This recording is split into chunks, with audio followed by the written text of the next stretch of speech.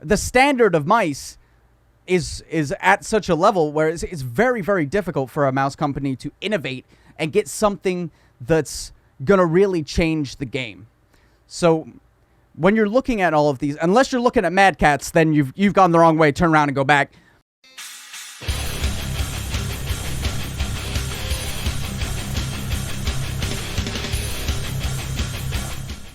Hello everyone, and welcome back to my tiny little corner of the internet. Nismospoolin here, everyone's favorite internet nobody. And today we're going to talk about how to buy the perfect gaming mouse for you. Now, not all mice are created equally. Every mouse is different, and there are lots of great companies out there. There's Logitech, Final Mouse, Razer, HyperX, SteelSeries, you name it. There's loads of great companies out there that make really good competitive gaming mice. There's no holy grail of gaming mice. There's no one mouse that's perfect for everything. So you need to sit down and figure out exactly what mouse is perfect for you. And today we're going to help you figure out what mouse that might be. So, sit back, get comfortable, hit the like button, subscribe if you aren't already, and we're going to get into it. The perfect gaming mouse depends on what games you're playing. Are you playing first-person shooter games? Are you playing MOBAs? Are you playing real-time strategy games? MMOs? There's a different mouse for each genre. If you primarily play first-person shooters, you might want a mouse like this, with few buttons and just the bare essentials, nice and light, easy to maneuver. If you want to play something like a MOBA, you might want something with a few more buttons here on the sides so that you can bind things to it.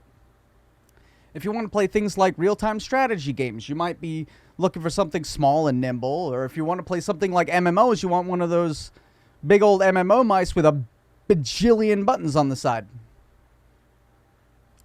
Now, if we're going to go into depth on first-person shooter mice, not only do you want a mouse with as few buttons as possible, but maybe you want one that's really light and nimble, that can get across everything really quickly with little effort. Or maybe you want something with a little bit more feel to it, something that's a little heavy, something that, you know, gives you that nice visceral feel so you can feel it on the mouse pad, so you can track where it is better. There's all sorts of mice for FPS games out there. Now, when you first look into getting a mouse, and let's say, just for the sake of the video, that we're just going to go with first-person shooters. We come here to one of the lighter options, the Final Mouse. Lots of perforated holes, only the left side buttons, top buttons, scroll wheel, click in, and DPI button to speak of. Now, something like this may be really good for you. It's nice, it's nice and long, it fits your hand. Maybe you have a fingertip grip, right, where you come all the way down like this. Or maybe you have a claw grip where you come up like that. Or whatever may be, right? That. There's all sorts of different ways to hold a mouse. This one is generally a good shape for FPS games, no matter what grip you have. Same with things like Zowie. Zowie make a nice ergo mouse with a nice flared out back, low down hump so that you can hover your hand, because most of the times in FPS games you don't want the palm of your hand touching the back of your mouse, because that can cause drag. And if you're pushing down on your mouse too much while you're shooting, you can bind up your hand or bind up your mouse when you're trying to track your enemy. So it might be good to get something that's really light and something really low down so you can keep the palm of your hand off of the back of it. Now, maybe that mouse is good for you, but you don't like the cord, like me. I hate the cord because I play on a low sensitivity. So I move my hand all over my mouse pad all of the time. So I go with a lot of wireless options like the Razer Naga Epic, or not Razer Naga, blah, blah, blah. The Razer Viper Ultimate here. This is a really great option for wireless mice. We also got the Logitech G Pro, another fantastic wireless gaming mouse. Now the thing is with these two is the difference in the hump at the back. As you can see,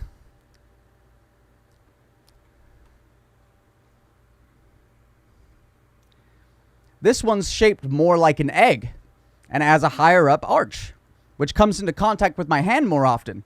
Whereas this one is smaller, lower down, more sleek. Easier for me to hold onto it on the sides because it's got these rubber grips.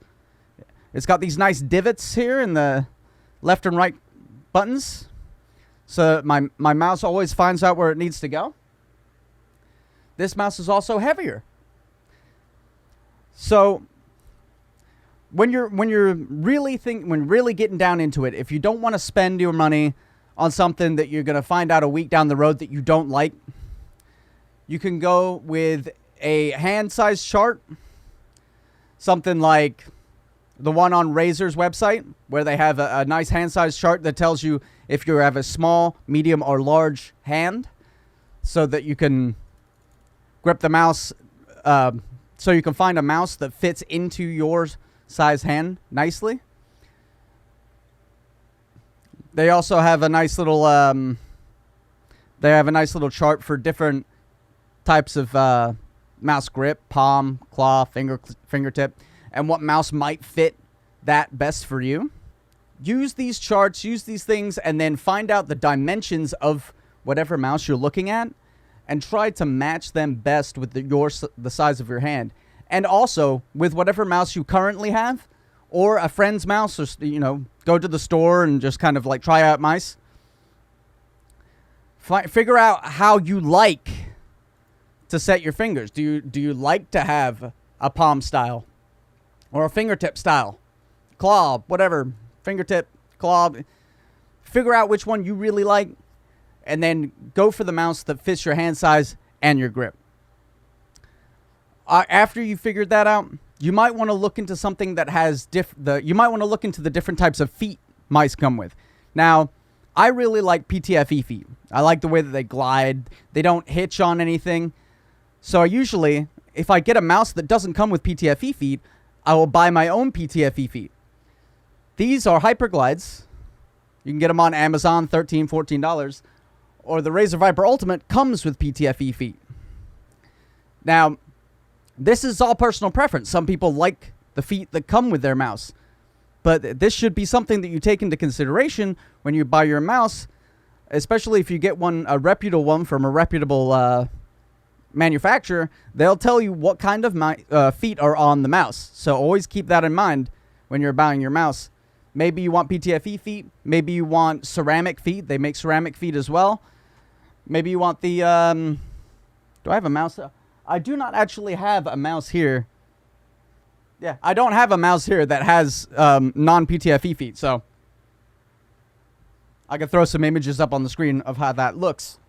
So once you figure that out, and you figure out what size, what kind of grip you have, what kind of feet that you want, then you can make a decision on price.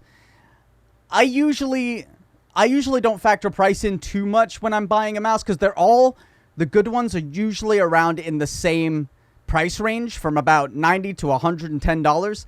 But sometimes you'll get those curveballs that come in there, like the Final Mouse mice, that are just way up there for no freaking reason in price. If you want something that's like a Final Mouse, that sounds weird to say, Final Mouse, but I mean, that's the name of the company, is Final Mouse. I don't freaking know. But if you want something like that, there are other companies out there, like Glorious, that make something that's lightweight, perforated, and almost the same shape as any Final Mouse that you would get. You get a wireless, wired, and it's not $400, $500 on eBay. This is $80, $90 off of their website, and it's a great mouse. The only problem I've had with this mouse is that the right button creaks a little bit when you're using it. Apart from that, fantastic. You also want to look into ergo mice or ambidextrous mice. If you play left-handed, you're gonna absolutely be looking for an ambidextrous mouse. The Logitech G Pro or the Superlight are very good if you're ambidextrous, because you can remove these side buttons and put them on this side.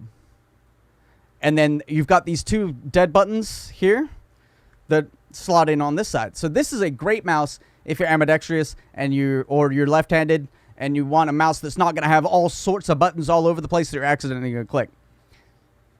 That was another problem that I had while I was using the Logitech G502. Is just, it was so busy with buttons. There was buttons everywhere. I'll throw a picture up on the screen of the 502. Fantastic mouse. Like I said, if you go to a reputable manufacturer, they're all going to be using basically the same sensor, basically the same switches, all of these other things, because the standard of mice is at such a level where it's very, very difficult for a mouse company to innovate and get something that's going to really change the game. So when you're looking at all of these, unless you're looking at Mad Cats, then you've gone the wrong way, turn around and go back. But most of these reputable manufacturers are going to be using top-of-the-line sensors, top-of-the-line switches, all these other things, so that you know you're going to get at least a good sensor and switches with your mouse. And then it kind of brings you back full circle to make sure that you get something that's comfortable in your hand. And to be honest, I have loads of mice here. Loads of them. I go through mice like crazy. I switch out mice. I do different things with mice. I play different games with different mice. I usually come back to the Razer Viper Ultimate just because I like how flared out the front and the back are and how low the ridge is. This is nice for me. This feels good in my hand. But every once in a while I'll switch it up and I'll go back to this thing just because this thing glides really nice and it feels really natural in my hand. But this one I feel like I'm more accurate with. But you don't have to do that. You don't have to go buy a whole bunch of mice and then switch around. It's good to use the hand size chart and whatever grip that you use to figure out what mouse fits best for you. Hopefully this video has helped you out. Hopefully you can take some of this information and you can put it into your next mouse purchase. If you did, let me know in the comments down below. If I missed anything, let me know. Like, comment, subscribe, ring the bell, ding ding. And I will catch you guys again, hopefully tomorrow, with another video. If I can come up with an idea for a video. I probably will. We'll see. I love you guys. Have a great afternoon, morning, night, whenever you're watching this. Catch you later. Hey, it's me. It's been a while. This is about sending you a look. Can you do a close-up for me? I'm dead! Thanks, Hanzo! Dang it!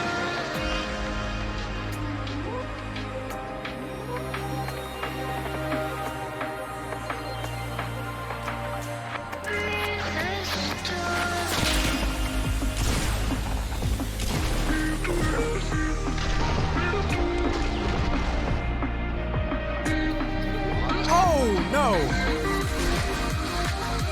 Look like, dude. Fuck! Ah! No!